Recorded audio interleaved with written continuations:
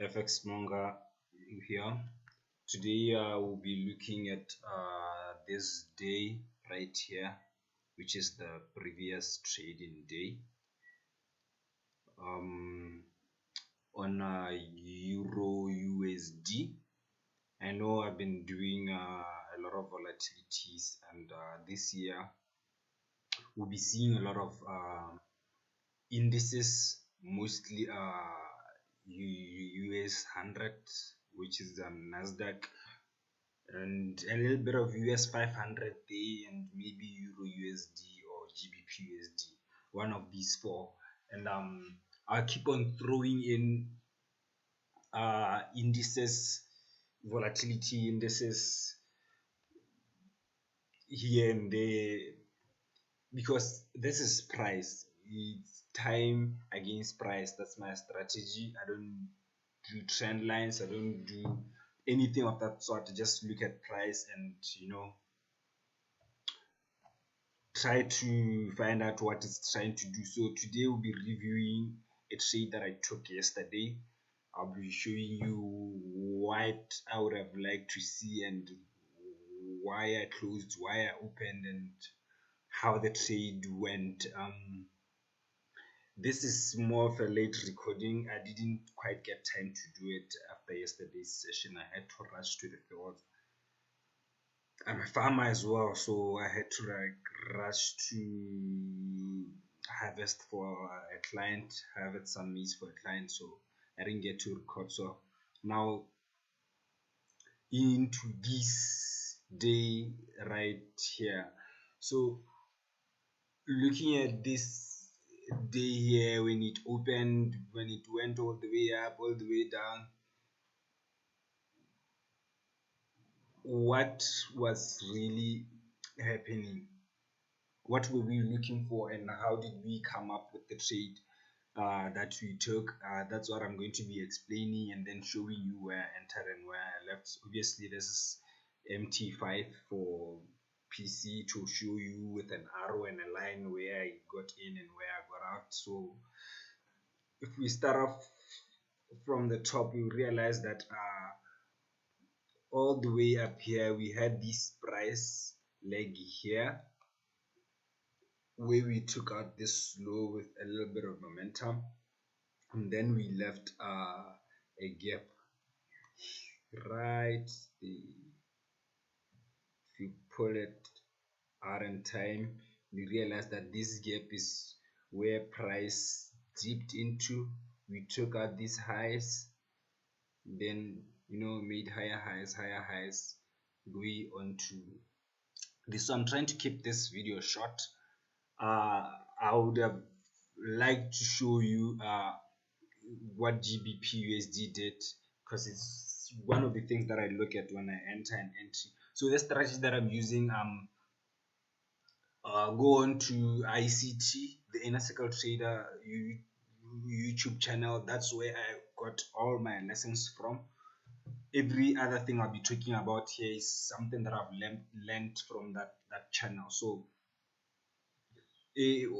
as part of the things that I look at, I look at divergence.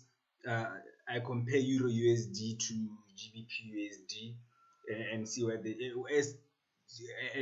and try to tell what price might do, looking at the way they are behaving. Because as Euro USD made higher highs, GBP USD made lower lows. So as this trend here created this high here, this was respected, and then when price came all the way down here with momentum, I knew it likely seeking liquidity or volume imbalances all the way down here. So when we closed here on Monday, I knew that yesterday we were supposed to be doing something, and it did exactly like my mentor taught. Most of the time the low of the week is formed on Tuesday, which was yesterday, Tuesday. As you seeing here, this might most likely, I'm not saying it's a low, it's most likely to be a low, and it being Tuesday. So yesterday when I opened my terminal and started trading and saw Euro USD here, I saw the first thing that I noticed was this gap right here, this high and this low. This here,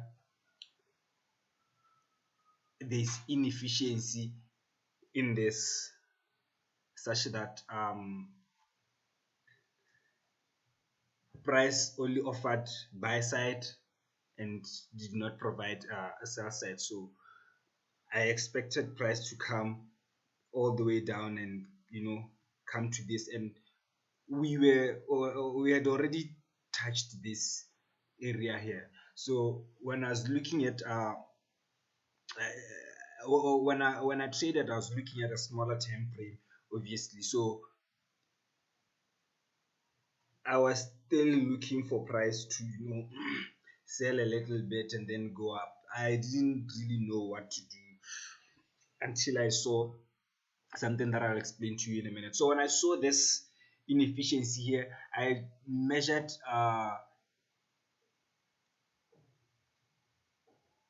I tried to find its equilibrium, which was right there, and then expected that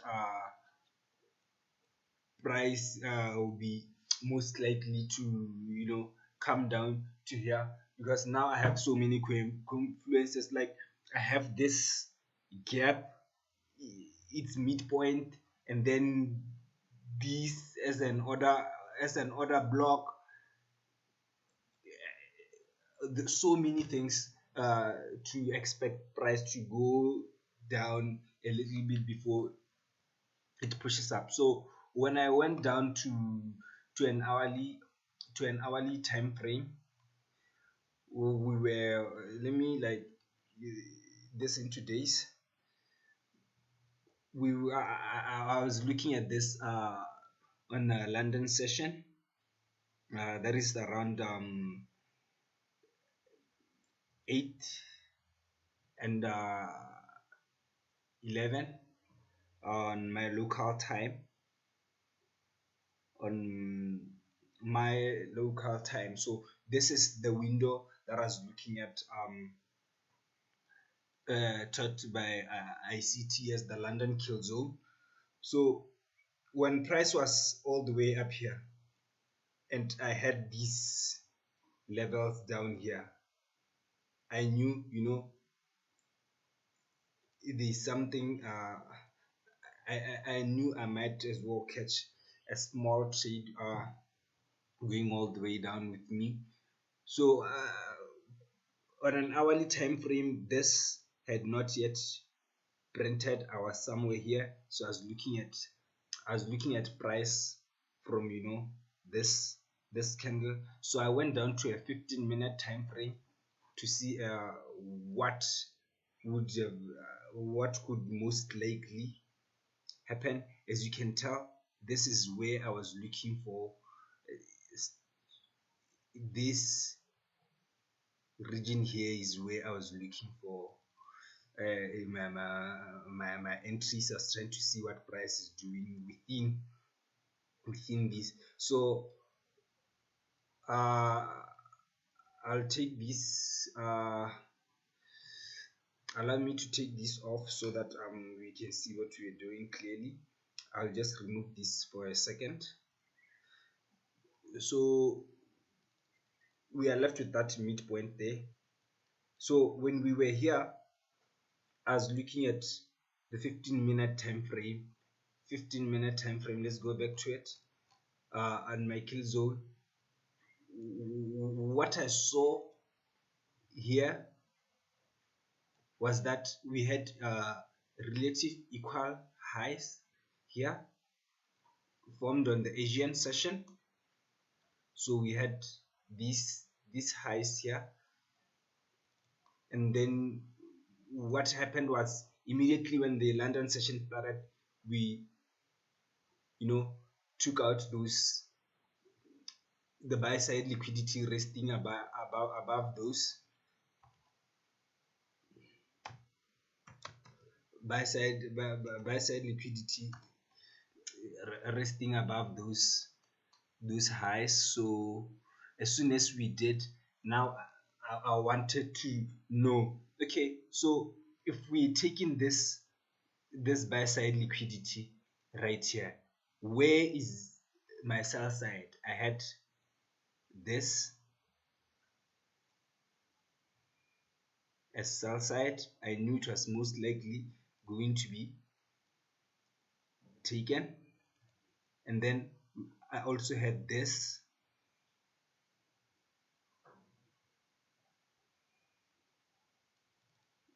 most likely to be taken as well, and I also had this liquidity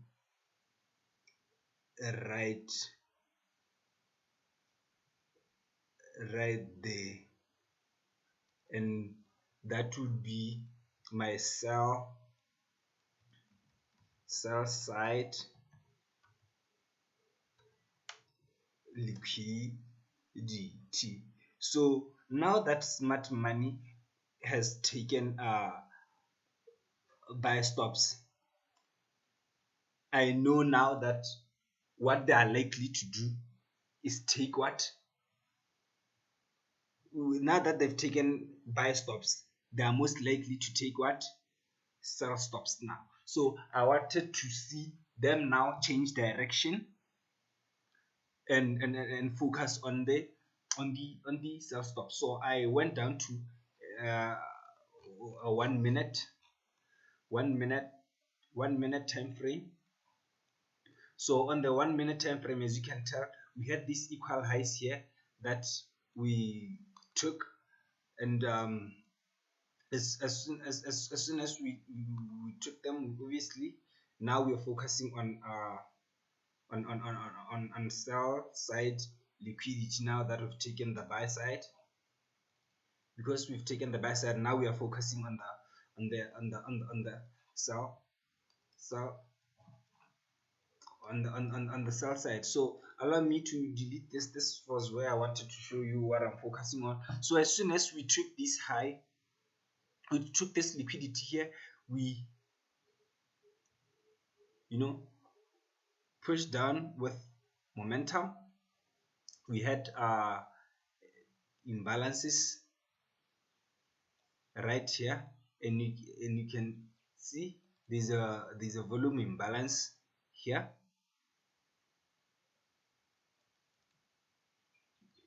Look at how this was respected. You can never ever do better than perfection. That's what my mentor always says. And we also went down and took out these lows here. As soon as this entry was formed, I knew we were likely to take what, the first batch of liquidity, which we did right here, and then went all the way up and had another momentum towards the downside. If you look at it very well, you see that we left an inefficiency here, came for its midpoint,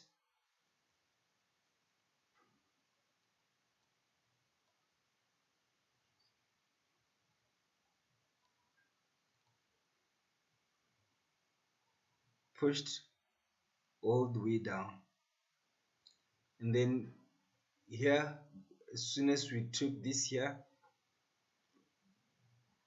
took this high here, this low here, we also had this as an order block being revisited. This is an order block being revisited, and then we had momentum that had us taking all the liquidity, sell side liquidity that we had, this these three lines, this one, and this one, being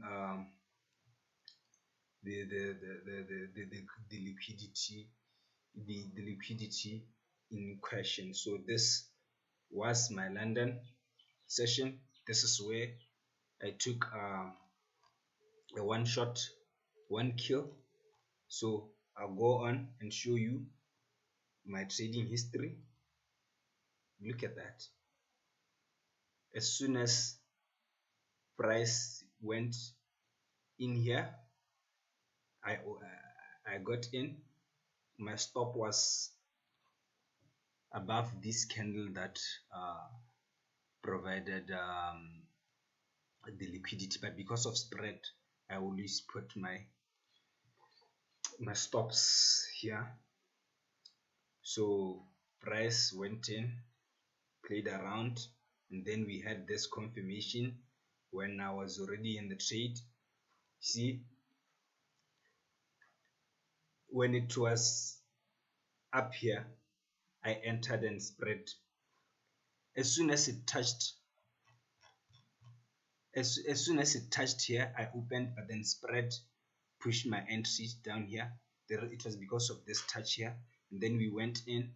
Then when we went in there, I wanted to see price coming all the way above here for me to say, you know what, I may be wrong, and all the way up there because of spread.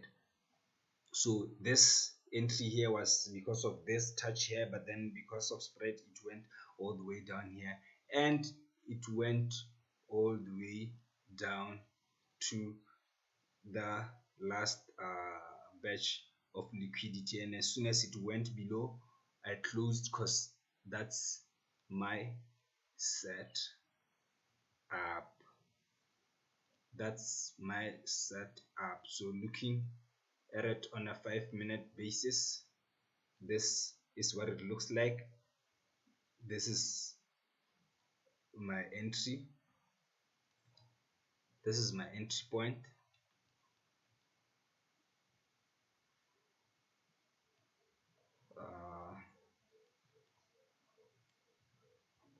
Okay, this was my entry point, and all the way down to this liquidity right here. And you see, if you enter during a kill zone at the right time, at the right moment, price does not stress you by staying on your zone for a long time. It does move very quick. So this candle went all the way down, and when it went up into this, I opened my entry, and then it wicked into this. Then as you can see, it dropped all the way down with momentum, and I closed my profit. I did not have to wait for this to be taken, because I knew it was probably going to be taken, visited during the London Open. I will in another video show you this trade and what we were looking for, because as you can tell here, we have relative equal highs, even though we did not, even though we took this liquidity out here, it still feels like you know street money or retail traders like me who use support and resistance felt like this was resistance. So with my strategy, I know that this is what the algorithm seeks. So I knew as soon as we go below here, because I'm expecting higher prices on this, I knew as soon as we open, we are going to be targeting all this liquidity right here, because if you can extend this in time, you can tell that immediately after New York opens at 16:13 my local time, as soon as it opened, it rushed for this liquidity. This will be another short video explaining to you how this setup was easily caught. Please like and subscribe if you like the content. Thank you.